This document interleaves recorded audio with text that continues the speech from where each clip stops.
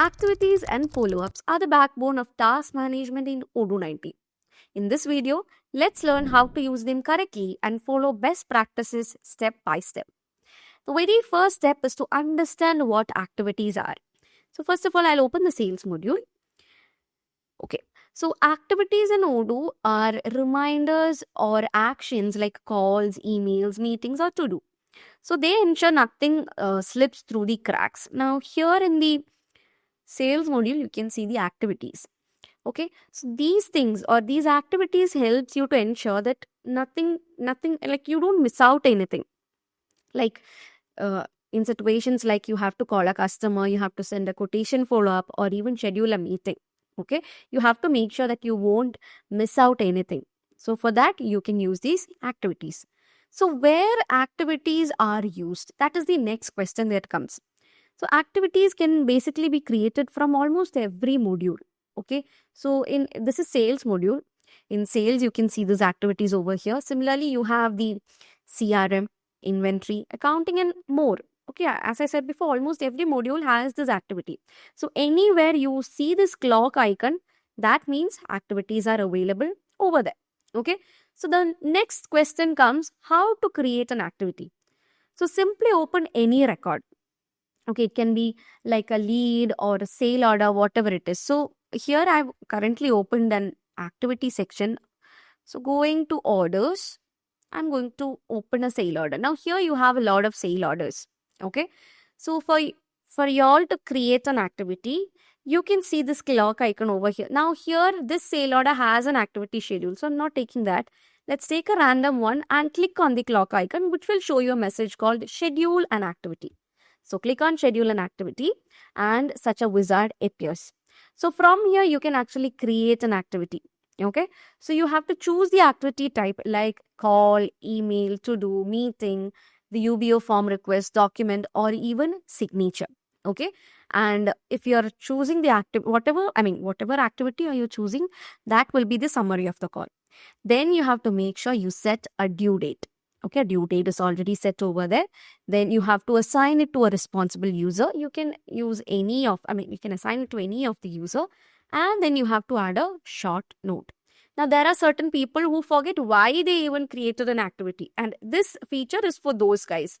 Okay, so that's it. That's how your follow-up is been set up. So once you're done, you can simply save it. And here you can see a call has been scheduled and the call is in green color. There are certain things for colors. I'll tell what that is. Next is use the right activity type. So always select the correct activity type, which is called as the that is going to be the best practice. So you can use call for phone follow-ups. For every activity, don't schedule a single one. Okay, even for email, call, meeting, and all, you don't have to do it as to do. Okay, even if it's a call, you can schedule it under call. If it's a mail, you can schedule it under email.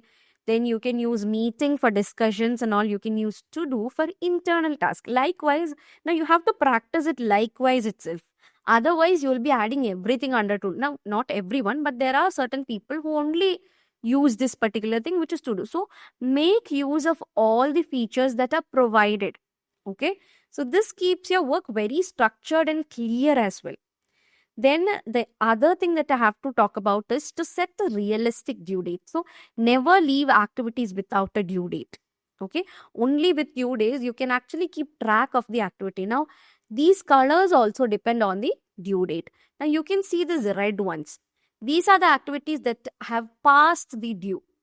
Okay, yellow are the ones that are to be done today, and green denotes to the ones that are to be done in the future. So likewise, just by looking at the color, you can keep track of your activity. You can get the status of your activity.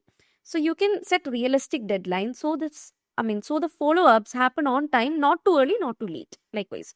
Okay, next is always assign an owner. Don't forget to assign an owner. For every activity that we create, we have owner. You can see certain heads over here, right?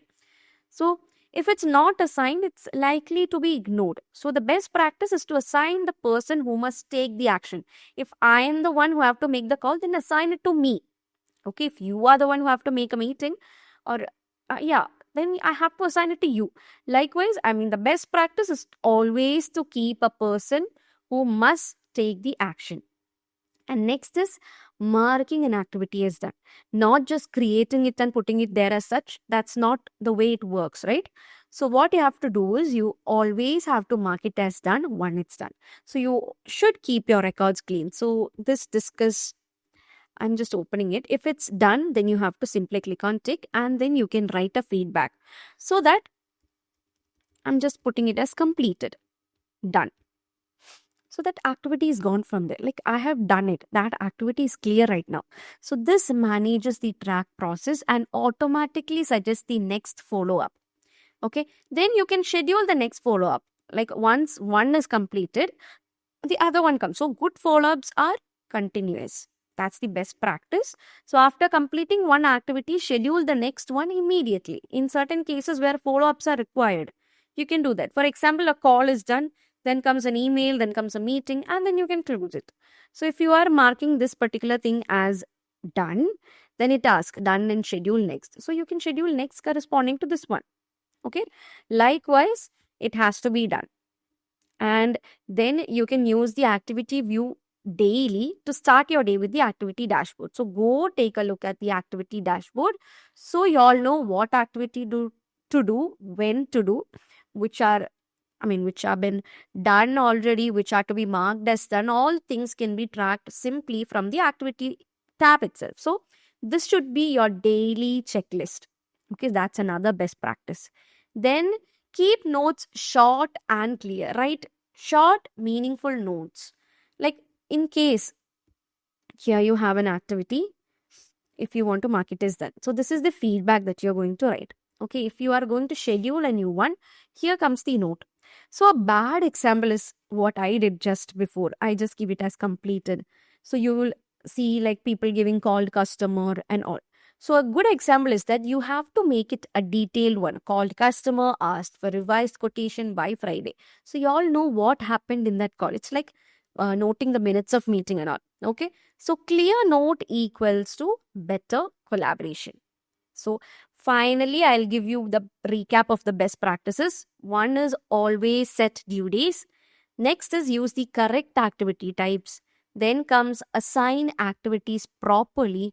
Once it's done, what you have to do? Mark them done on time and schedule the next follow-up immediately. So this is the best practice of using the activities or follow-ups in Odoo 19. I hope that was clear for you all. Thank you so much for watching and see you guys in the next video.